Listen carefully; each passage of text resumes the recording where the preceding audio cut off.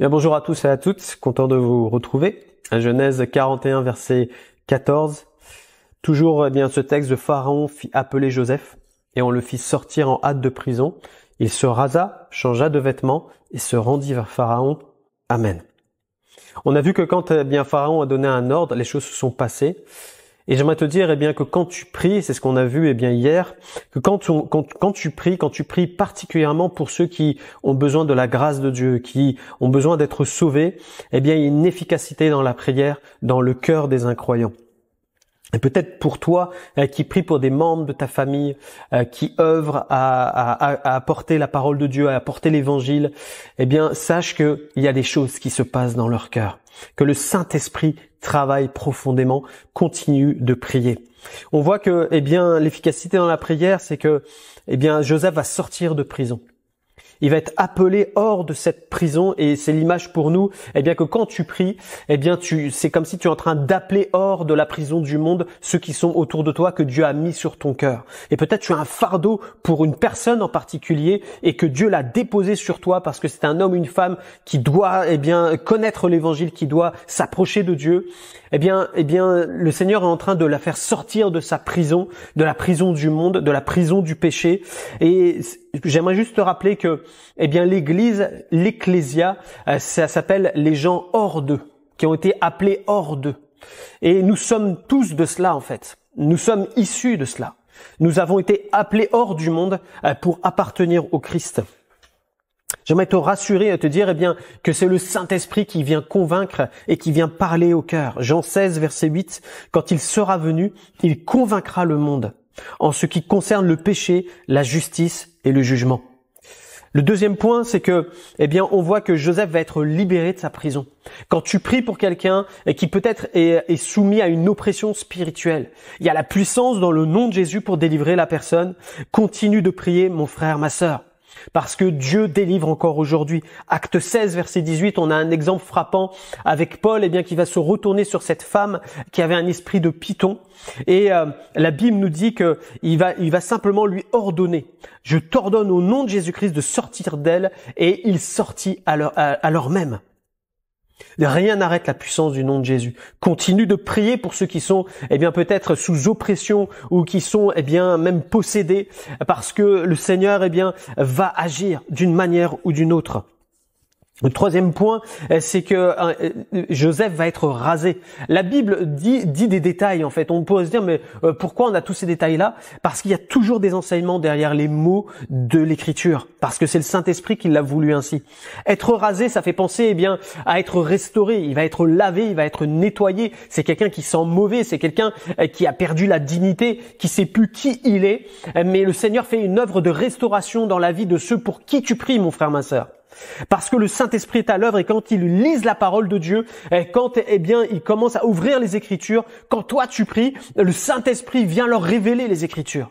Et ça vient leur donner la vérité et la vérité les libère. Jean 8, verset 32, vous connaîtrez la vérité et la vérité vous affranchira. Dernier point, c'est qu'il va être revêtu. La Bible précise qu'il va changer de vêtements. Quand tu pries pour quelqu'un, afin que, il puisse être renouvelé dans sa pensée, dans sa mentalité, il y a des choses qui se passent dans son cœur par le Saint-Esprit, par la parole. La Bible déclare dans Éphésiens 4, versets 22 à 24, que nous sommes appelés à nous dépouiller, de notre vieille vie, en fait. Du vieil homme qui se corrompt par les convoitises trompeuses. À être renouvelé dans l'esprit de notre intelligence. Et à revêtir l'homme nouveau. Le Seigneur travaille dans le cœur de ceux qui ont besoin de cela.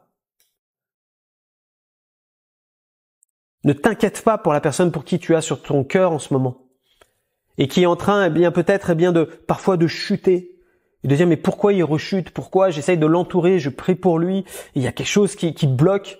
Le Seigneur a toujours le dernier mot. Continue de prier dans ce sens-là. Qu'il puisse se dévêtir et se revêtir de l'homme nouveau.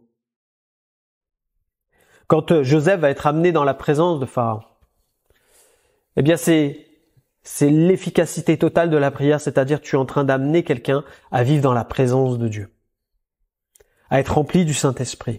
Prie pour que la personne soit remplie du Saint-Esprit, qu'il y ait un déversement de la puissance de Dieu, de la présence de Dieu, afin que le cœur soit ravivé.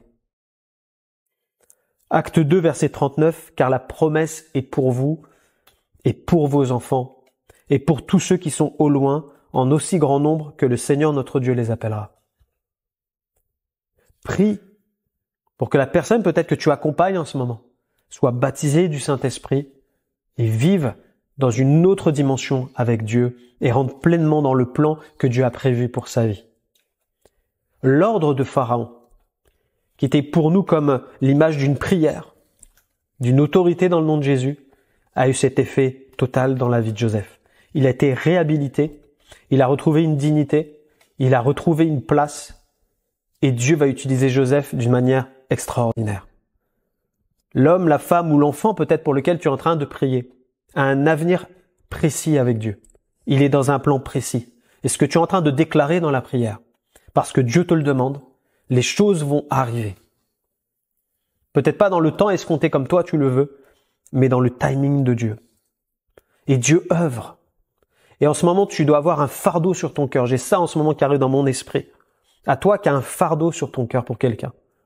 Ce fardeau, tant qu'il est là, continue de prier. Le jour où le fardeau partira de tes épaules, ça veut dire que tout est fait, que tu n'as plus rien à ajouter dans ta prière. J'aimerais te donner cette indication de la part de l'Esprit aujourd'hui. Et que Dieu te bénisse et t'encourage. Acte 12, verset 5, et on priera. Pierre donc était gardé dans la prison. Vous savez que l'apôtre a été arrêté dès le début du ministère. Mais la Bible nous dit que l'Église ne cessait d'adresser pour lui des prières à Dieu. Amen.